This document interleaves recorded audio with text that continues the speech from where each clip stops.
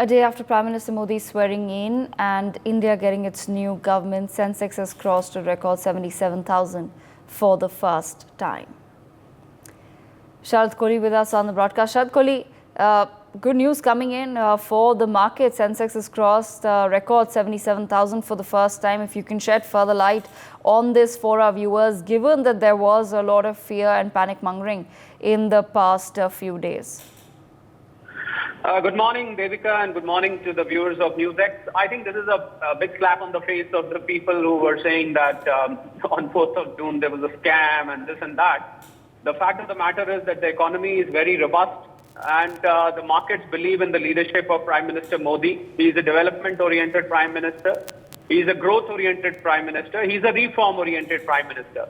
And that's what the markets are concerned about. The markets are not concerned about what the opposition has to say here and there. I think all the parameters with regard to Indian economy at this point of time, whether it is the PMI, whether it is the forex reserve, whether it is the tax collections, both direct and indirect, the GDP growth, which RBI governor said 7.2, a very controlled inflation.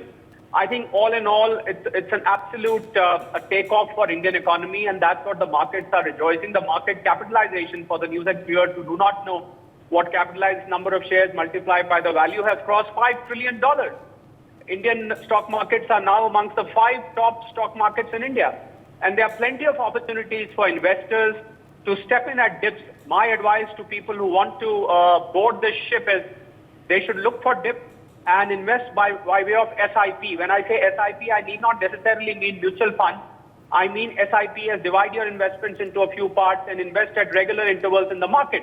A very important, Devika, thing which has happened to the market is that earlier markets were purely and solely dependent on the FPIs and the FIIs. Now it's very noticeable that FIIs in the in this month itself have sold over 13,000 crore rupees. Last month they sold 25,000 crore rupees. Despite that, I think the markets have risen. This shows that the retail investors and the domestic institutional investors are very, very active. 21,000 crore per month is the amount of money which is coming in the market via SIP mutual funds, which is, I think, very heartening news for the market. This is a sign that Indian stock markets have matured.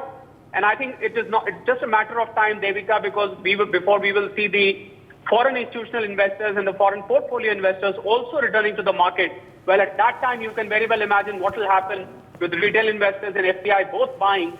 I think the market would touch new peaks. However, the caution to the investors is that they should not look for overvalued stocks. They should look at the P ratios, the book value. They should be very choosy in making the investments and make investment for long term. Devika. Absolutely, Shah. Thank you so much for joining us. For more such videos, subscribe to the NewsX YouTube channel, hit the bell icon.